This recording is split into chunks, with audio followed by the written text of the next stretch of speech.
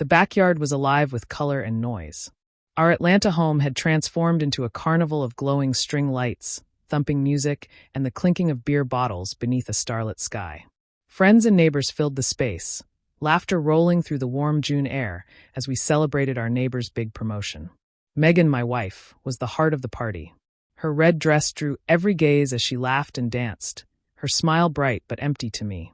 We had been married 10 years, 2 kids, Emma at 7 and Jack at 5, living in a home full of soccer games, Lego castles, and Sunday morning pancakes. But lately, Megan had become a shadow in our marriage. Late nights at her upscale advertising firm, a diamond necklace I hadn't bought, and a phone she guarded like classified intel. 2 days ago, I had seen proof of her betrayal. So when she leaned in during a slow dance, her breath warm and teasing, I turned my head away and said quietly but firmly, "Not tonight." Her eyes flashed in shock, a crack forming in her flawless mask, and I knew a storm was brewing. That moment hadn't been random. I'd already caught her lying. She'd left her phone unlocked on the kitchen counter in a rush one morning. Messages from her coworker, Brian, filled the screen, flirty texts, weekend getaway plans, even a photo of them wrapped around each other in a bar booth. Her laughter in that picture looked brighter than it had been with me in years. They had been sneaking around for months, her mocking my boring carpentry work while Brian promised her a life full of excitement. The party that night was her stage, her chance to perform the part of a loving wife. But her kiss wasn't for me anymore, it was for show. My "not tonight" was my quiet warning, my vow to end her charade. As she pulled away, her smile faltered, and I took a slow sip of my drink, letting her squirm under my steady gaze. I didn't ruin the party. I mingled, joked with neighbors, and tossed Jack in the air while Megan darted nervous looks in my direction, her confidence slipping. When the guests finally left, I dug deeper. I accessed our shared cloud account, one we'd used for family trips, and what I found hit like a punch to the gut. More texts, explicit photos, hotel receipts charged to our joint savings. She'd been living a double life, laughing with Brian while I tucked our kids into bed. The next morning, I hired a private investigator, a grizzled ex-cop who handed me a thick dossier by noon. Inside were grainy photos of Megan and Brian sneaking into a downtown hotel, proof that she'd used company funds to pay for their escapades. My heart ached, but my thoughts were crystal clear. I would strike where it hurt her most, her pristine reputation. Megan's world revolved around appearances.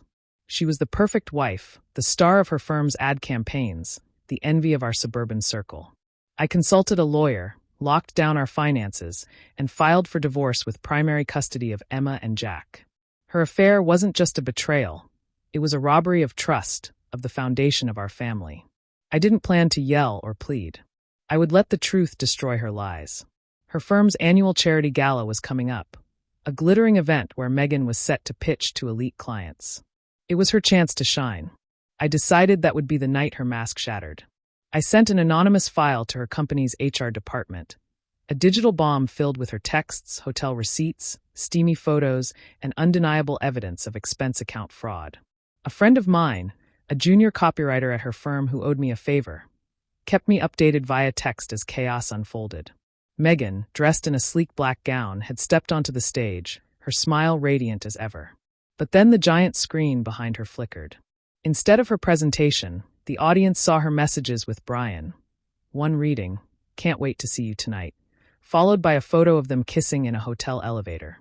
Gasps rippled across the ballroom. Megan froze, her microphone shaking in her hand.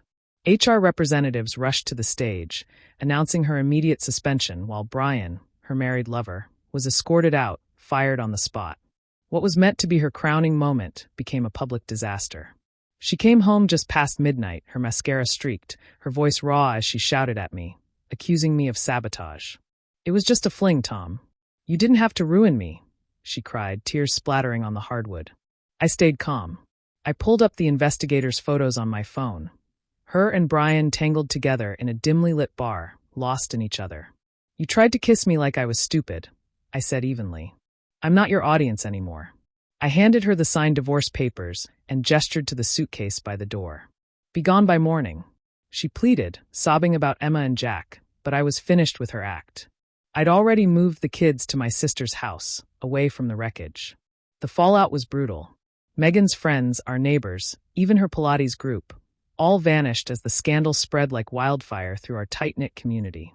Her Instagram, once a shrine to her picture-perfect life, bled followers overnight. Her sponsorships evaporated. Brian's wife received the same anonymous file, and their marriage went up in flames too. Now Megan rents a small apartment, scraping by on freelance gigs for pennies, her confidence long gone. I sat Emma and Jack down and explained gently, Mommy made choices that hurt us, but we're still a team. Therapy helps us stay grounded. Their laughter at the park, chasing fireflies, is my reminder that we're healing. Megan's visits are supervised now. Her apologies fall flat against their hesitant hugs. Meanwhile, I'm rebuilding.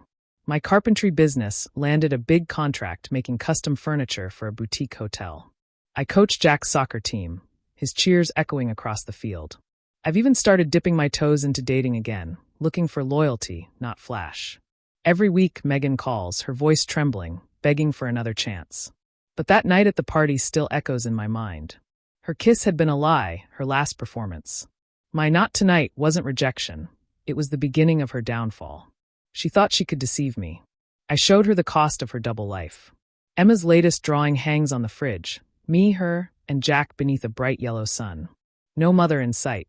Megan's visits are awkward. The kids sense the emptiness she left behind. I'm not the broken man I was.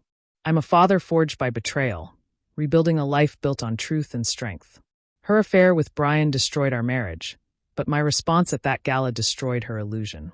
She lost her career, her friends, her pride, while I found my resolve. Last night, she left a voicemail, her voice cracking, pleading for forgiveness. I deleted it without hesitation. That night at the party, she thought her secret was safe, that she could kiss me and keep her perfect image intact. But my not tonight ended the act for good. Her lies collapsed, her world burned, and I walked away free. Emma and Jack beside me, shaping a life as strong and untouchable as the wood beneath my hands.